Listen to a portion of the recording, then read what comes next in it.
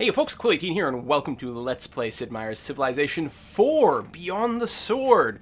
And yeah, I know there's a lot of people on the channel who really love Civ 5 and maybe even cut their teeth on Civ 5. And Civ 5 is a fantastic game, but Civ 4 continues to be a great game with slightly different emphasis. It's not about moving little chess pieces on a board. It's more about, in my opinion, proper empire building and less micromanaging of armies. I mean, I'm an emperor. I shouldn't be shuffling around individual little archers and trying to position them just right to stand on the right hill. No, I should be assembling massive armies and sending them crashing against the walls of my opponents, which is why the idea of death stacks in Civ 4 never bothered me. So this is I can't remember. Where's game details? That's not it. We want victory screen. And settings. So, I'm playing as the Ottomans, who are expansive and organized. We're going to talk about that briefly. It is Monarch difficulty, which is relatively high, but not the highest I've played. I just haven't played Civ 4 in ages and ages and ages. Frankly, I'm probably going to make a bunch of Civ 5 moves in this game and be like, oh right, that's not how it works in here. We've got a fractal kind of map. Everything else is relatively standard. I have enabled the no-tech brokering option, which means, by the way, in Civ 4 you can trade technologies through diplomacy. It's a very, very powerful tool, but brokering means if I didn't research the technology myself, I cannot trade it away. And what it actually means is if I give a technology to some other AI, they can't go and then trade that technology to anyone else. I don't like to disable tech trading outright, but I like to disable tech brokering from time to time.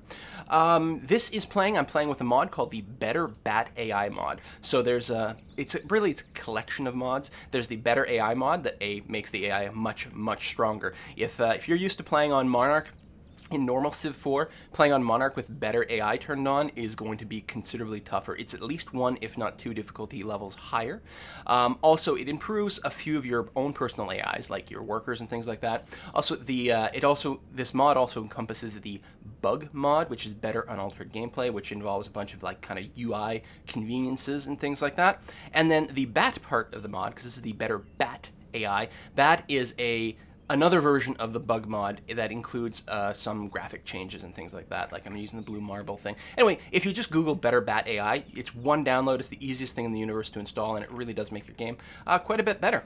So, we are playing, again, as the Ottomans. We are expansive and organized. Expansive means my cities will have 2 extra health. I produce workers 25% faster, and double production speed of the Granary and the harbor. Expansive encourages big cities. Organized cuts my civic upkeep in half and doubles my production speed of lighthouses, factories, and courthouses. And the civic upkeep is more or less tied into the size of your empire, so organized makes it easier to have bigger empires. So does the courthouses as well. And the cheap lighthouses will help just keep our cities growing. So, this is where we have spawned in with our settler, and I'm quite keen on this spot. We've got a river, which is good to be next to the river. We get an extra health bonus. We've got lots of food, lots of grassland. I think we're going to be cottaging the crap out of this. Lots of trees means we can chop out some early wonders, which is really good. We've got some hills here for mining. I think we're going to be in great shape. In fact, early on, this is even going to be a really good, great person farm. We've got a tribal village here, but I don't want to pop it with the warrior, because this warrior could actually get negative things from this tribal village. It could spawn barbarians. If instead we just let the city borders itself expand and take it, then it'll be like the scout in that we won't get anything bad. So I'm going to go ahead and settle in place right here. We're going to found Istanbul, and we're going to start off by building a worker, which is a very standard Civ 4 start. Well, we're going to take a look at our technology tree. We do start with the wheel and agriculture. Every civilization starts with slightly different techs. Agriculture is going to mean that we can farm the rice right away. Bananas won't come until we get calendar, which is a little bit later, and we can get fishing relatively quickly, which isn't bad. I also want to get bronze working relatively quick so we can chop down forests, also hopefully reveal some copper. Now, we won't have copper in our initial city radius. Istanbul will never have copper. It's possible that there's something like copper or something right here, but it's not going to be in our fat cross, so we won't be able to work in Istanbul, although we might still be able to get the benefit of it and hook that all up. There's also plenty of religions, but I don't think we're going to be rushing to found a religion. What I think I would like to do, we could do the Oracle Slingshot, which is always a lot of fun. Oracle gives you 1 free tech in this version of the game, unlike the Great Library gives you free scientist specialists that we can talk about later, and basically translates to a lot of science. It's really good. Don't get me wrong, it's really fantastic, but the Oracle can be even funkier here. I'm not sure. We're gonna make a decision about that very briefly. Unlocking fishing pretty early is probably a good idea. Now, if we went here, what would we use to pop? We do want a large empire, which actually means we should get courthouses rocking and rolling as soon as possible.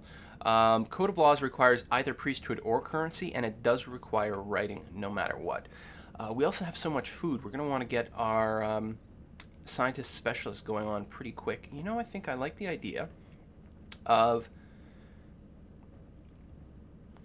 You know what? We're going to get bronze working quite quickly so that we can chop down some forests and things. Hold on. Let's get fishing.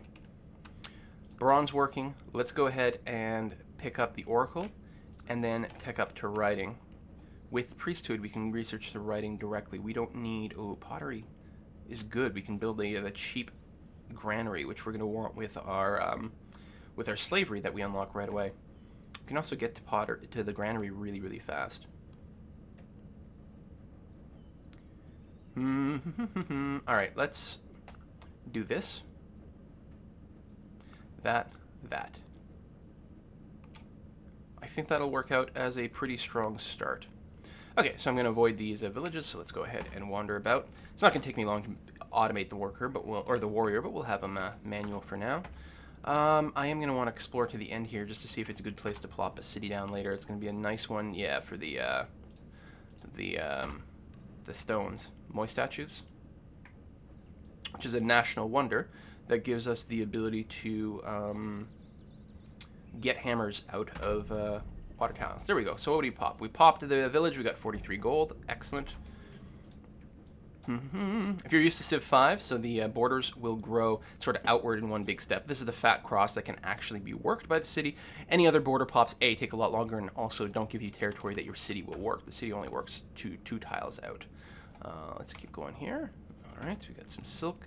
Lots of calendar era wonders. Ooh, we got cows here. Buddhism has already been founded, which is very, very standard that some other nation will end up with a better start to end up with science. By the way science works in Civ 4, if you're not used to it, it's not based on your population. Instead, some tiles will produce commerce. These gold coins, this is not money, this is commerce. Your city tile will always produce one. These bananas here, is it because it's adjacent to the river, or does the banana just produce the one? I think that's what's going on there. I mean, adjacent to the river does create one extra gold, though, or one extra commerce, which is what's happening here. The rice is giving one extra food, and by being adjacent to the river, we get one extra commerce. And commerce can be turned into either research or gold. Right now, we've got it set to 100% research, so every single point of commerce that we develop is going into actual research, which is what we want. Slightly different mechanic, and certainly I think it's quite fun. Let's pop out this way. Oh. There we go. Pottery is good.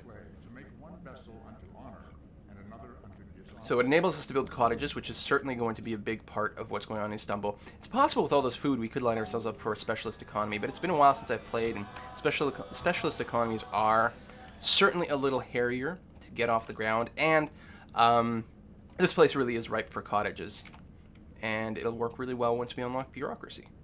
Let's keep moving up here. We'll get on some hills for some visibility.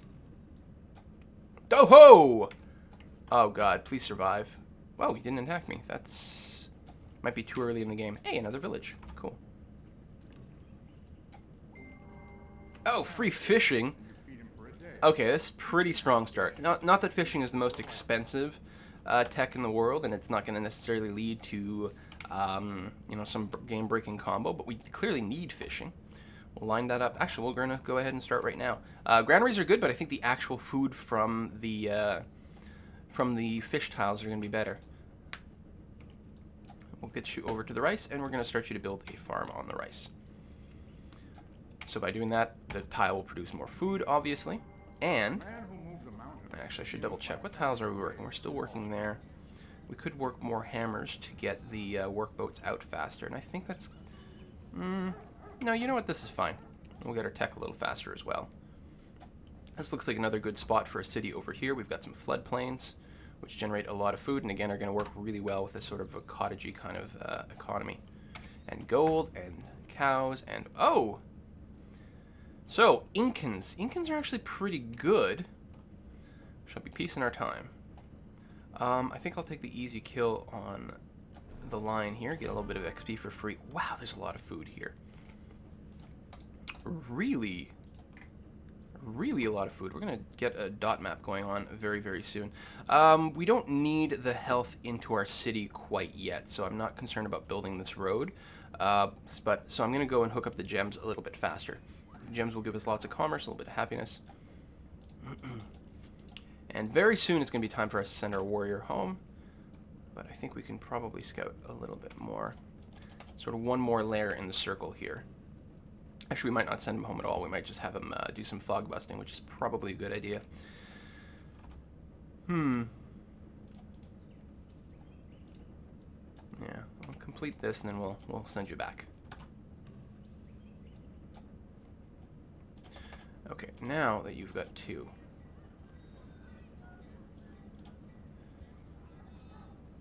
Do something like that. I'm going to be fine with that. Slows down our tech ever so slightly.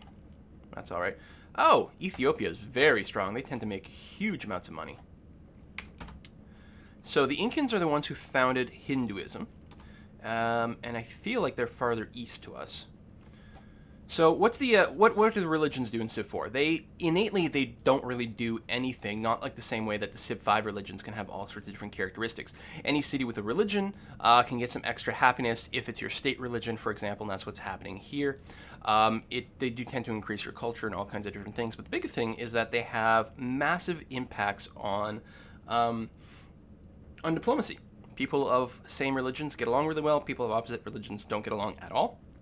And you can tell your sort of political map most based simply on who's following what religion, which is, historically pretty good. I mean, people of the same religion will occasionally go to war, but, there has to be pretty extenuating circumstances for that sort of thing to happen. So that's a big thing. Also, the person who founds the religion will have the holy city. There's a couple of things you can do with holy cities in terms of building special buildings and stuff. And oh, the Incans are up here.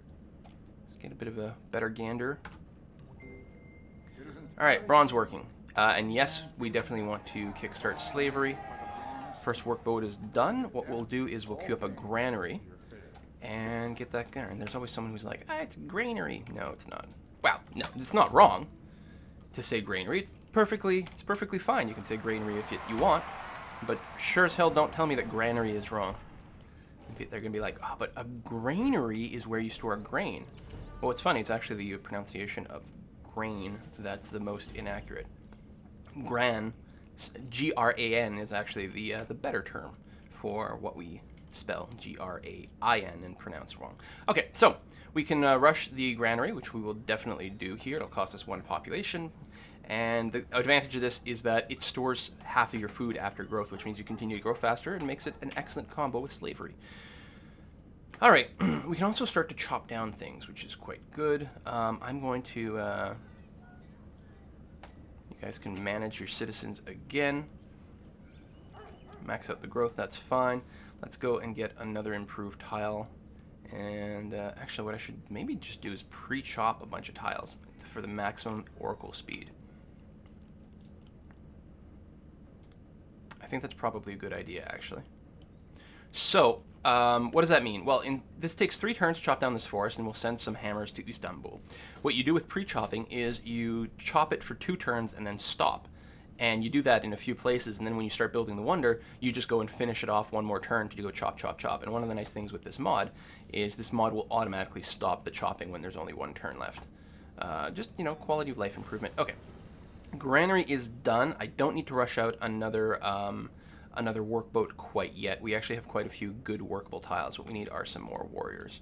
And, are you resting until healing? I think so. So we're going to have you wait a little bit longer. There you go. Pre-chopping is done here. We can also hurry the warrior. But we have some excess happiness. I think we can probably... You know what? We will rush this one out, actually. Even though it leads to quite a bit more unhappiness. It'll be nice to get it started. There you go. And we're going to keep putting out a few more of those. Pre-chop a little bit more. and we're going to have you fog busting. So fog busting works because barbarian units won't spawn within X number of tiles from your unit. And it doesn't have anything to do with fog of war. There's an actual just distance they won't spawn in. Plus, it gives us a ring of protection around our cities, protects our workers, all that jazz. Stonehenge is often fun, actually. We are going to grow our city to one more size, and then we're going to start on our settler. Actually, we'll chop out the settler is what will happen. So go ahead and build me one more warrior unit. And so we got a guy up there, which is good. I got a guy sending over here. And maybe what I'll do is I'll put one away over here on the gold. There you go. You're going to pull back just a little bit more. Actually, settling over here quite early might not be bad. You get good production on this tile here. If we turn on yields for a sec. So your city tile produces 2 food, 1 hammer, and 1 commerce. But if you happen to settle on something that has a higher number in any one of those, you keep it. So if I settle here, my city tile will produce 2 food, 2 hammers, and 1 commerce. Great place for those statues. Where do you get that from? Masonry? God, it's been so long since I've played. No, up here. There we go. Mao statue. And you build this in a city, and then all the water tiles generate +1 hammer, because normally this is quite weak.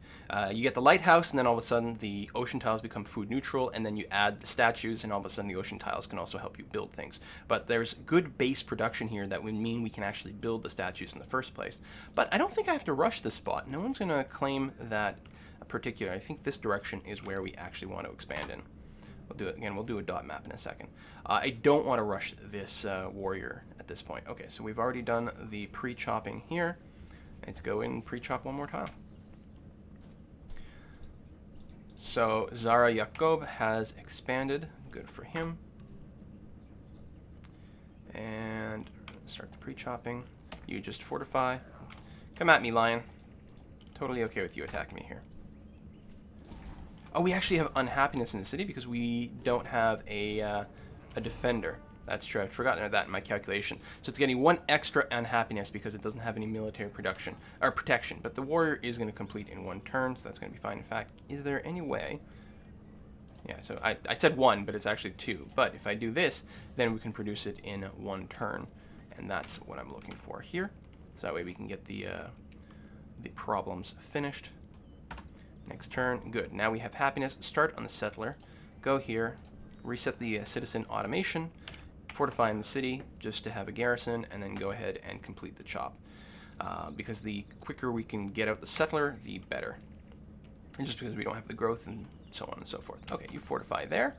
And you know what? Now that we're building a settler, let's go ahead and start our dot map. So I hit Alt-X, and this is something with the mod. You get these great sort of visualization tools to be able to see. So we've got 1 city here, which is good. And where do we want to put the other cities? And we want to pack them in. We can have a little bit of overlap. It's not terrible, but, you know, not too much. You know, here we get the advantage of another Plains Hill, which means extra base production. This one wouldn't be on a river, but we could farm all. It's actually kind of light on a lot of resources. Oh, I turned off my, there we go.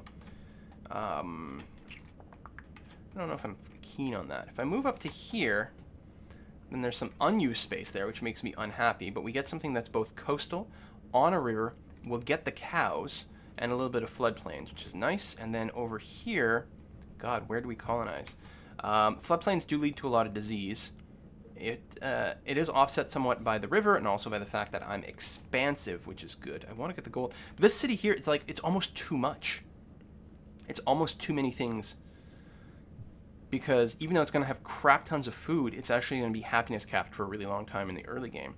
And I'm just wondering if there's a better way to divide all this stuff up.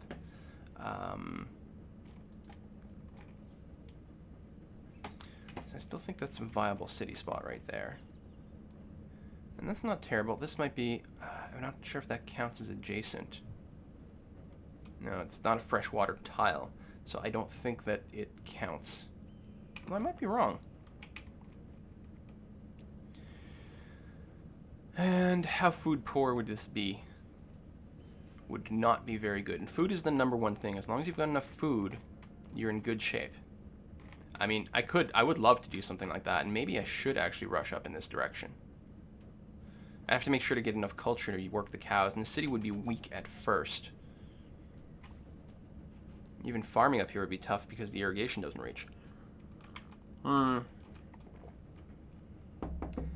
It's nice to think about blocking the AI, but I think that would ultimately weaken us because we'd have some culture wars and be very annoying. This is probably his capital, which means his border pops are going to be relatively aggressive. Could do a little bit of overlapping. And if I don't care as much about my river start. Yes, that's just weak. Is that what I was looking for? Or, oh, I was doing this. No, that's an interesting decision. We would get the hill start. Sorry, I know I'm spending a lot of time on this, but, you know, it's relatively good. I mean, they're all good city spots, actually. This is such a great area. Just a question of the best way to kind of just pack everything in. Early on, I do really value settling on these hills. The value drops off dramatically very quickly once you get a little bit later in the game. But for right now, it's so very, very strong. It's a lot of desert and still a lot of wasted space.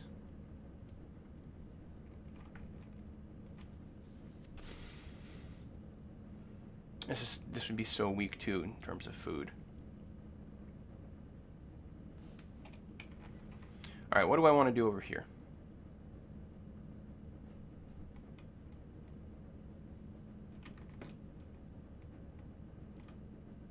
Now see, that's interesting.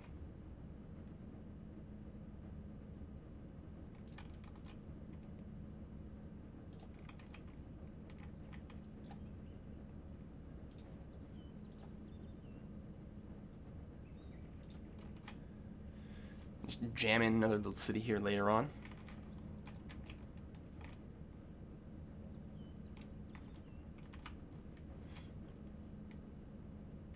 This is a very good start for an early city because you've got the cows right next to it. You don't have to wait for a border pop to be able to take advantage of that.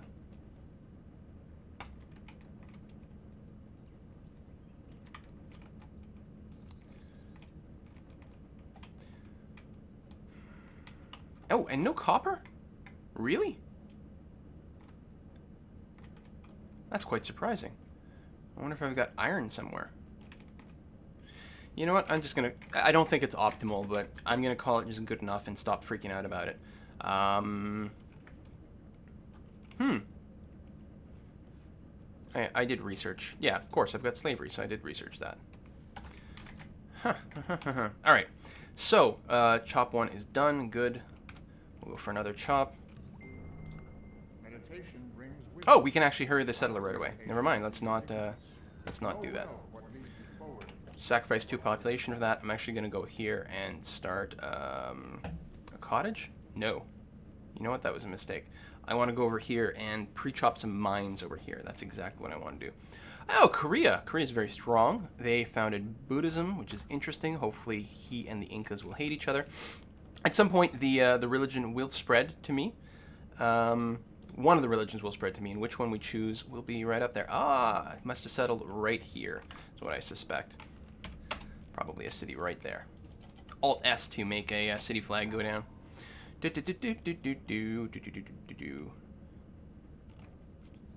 What do we want? Is it time for another workboat? I definitely want to let the city recover and grow a little bit.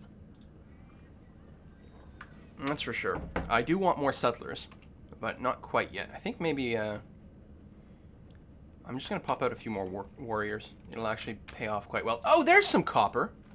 Okay, hold on. This actually changes a lot of things, honestly, because we want to make sure to grab that copper. Oof. Is that too much food for one city? Could go here. It's still quite a food-rich city here, and just lets us pack in a few more different things. We've got that lake too, which is pretty nice. Did something like that.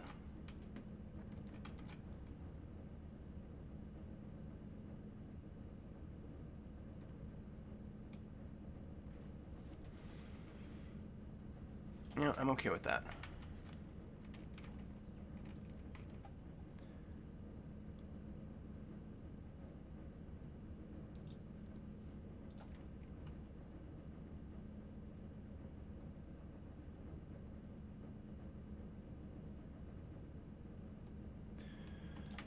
Probably something like that.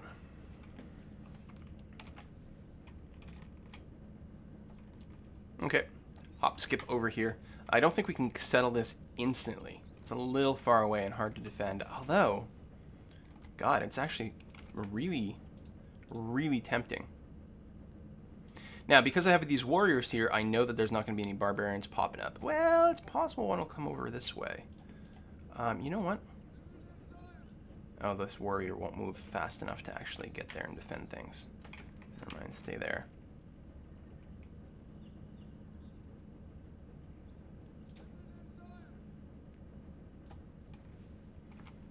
Okay.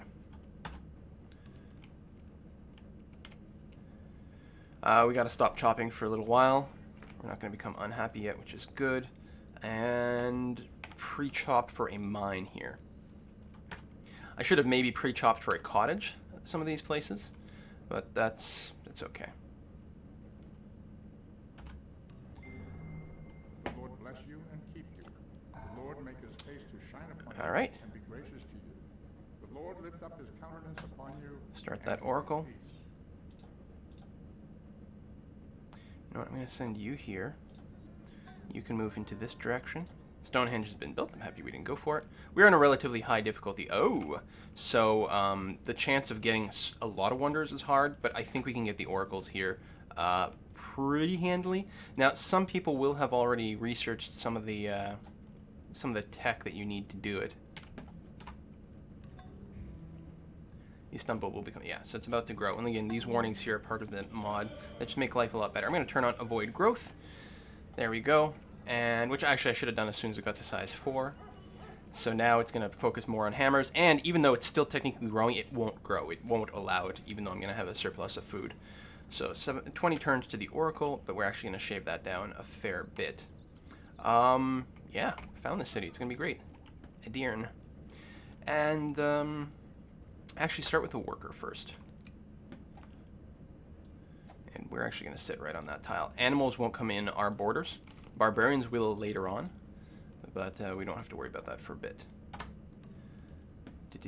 So we're going to research writing, and then what I'm probably going to do is turn off my science and just accumulate some gold for a little while.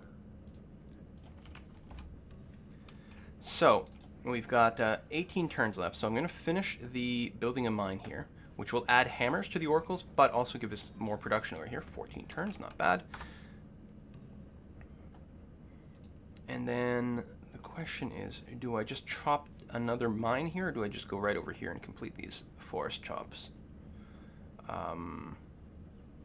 Take 7 to 8, 7.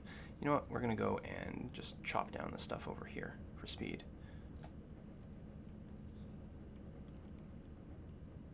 I'm going to move here. We're going to fortify you.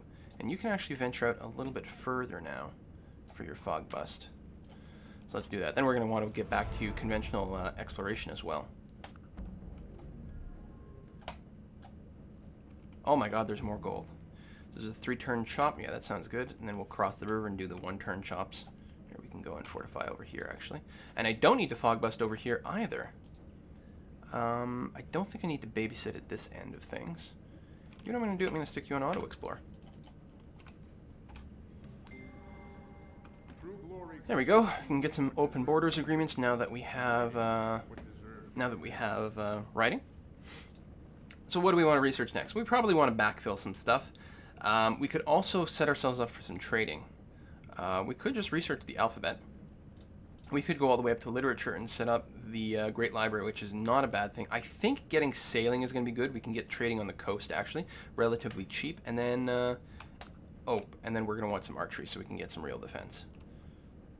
Yeah, and then we might go up to literature at that point. I'm actually going to put a cut in the video here. See you next time, folks. Bye-bye.